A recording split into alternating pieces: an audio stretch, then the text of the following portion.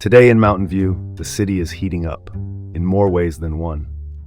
This is the City Report with Dean Bark here in Mountain View. Let's open with the big one. First up, the city has opened cooling centers as a heat advisory goes into effect. The National Weather Service, the federal forecasting agency, expects temperatures to push past 90 degrees. The advisory runs March 16th through March 20. Here's the latest scoop. You can cool off at the Mountain View Public Library, at the city's Police Services Fire Administration building, and at the Mountain View Community Center. Officials urge simple but critical steps. Hydrate, avoid strenuous outdoor activity in peak heat, and keep kids and pets out of hot cars. Despite it being winter on the calendar, the thermometers missed the memo. Climate scientists point to warming trends that make out-of-season heat waves more likely. Call it like it is, this is part of a bigger pattern. My take, we need to address climate change more aggressively. This heat wave is a wake-up call.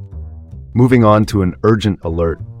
Mountain View Police, your local law enforcement agency, are asking for the public's help to find Nadia, a 14-year-old girl last seen March 18 around 6:30 p.m. on the 500 block of Showers Drive. She's about 4 feet 10 inches tall, 115 pounds, and was last seen wearing a black shirt and black Nike Pro shorts.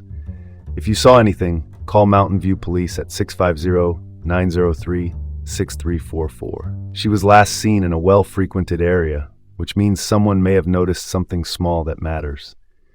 Every second counts. Let's rally as a community to bring Nadia home safely. Let's pivot to housing.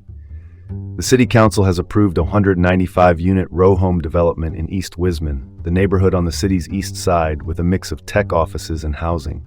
The developer is Stonelex, a residential builder. Their plan includes nearly 50 below-market rate homes plus a small public park.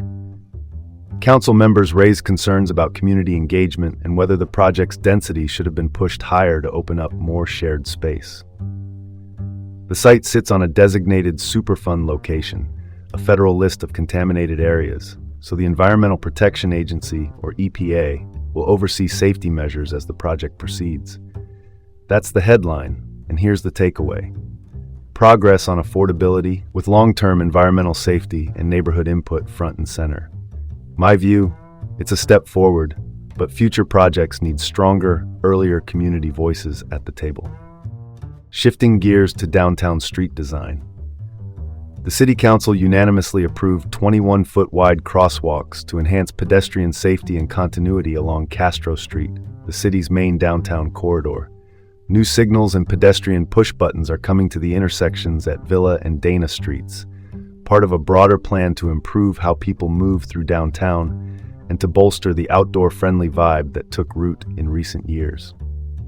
These crosswalks are notably wider than typical ones to handle heavy foot traffic.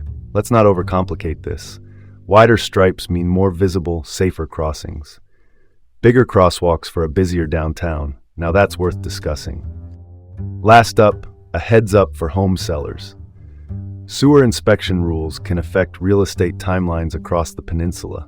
A sewer lateral is the pipe that carries wastewater from your home to the city's main line. In Mountain View, Palo Alto, and Menlo Park, inspections aren't mandated before a sale, but homeowners are still responsible for maintaining that line. Repairs can be pricey. Think roughly $8,000 up to over $20,000, and the work can take weeks, which means potential closing delays. Time to dig into the details. If your home is older, consider scoping that line early with a licensed contractor and build in time for permits and repairs if needed. My take, proactive maintenance saves headaches and money. Don't wait until it's too late. And that's where we'll leave it.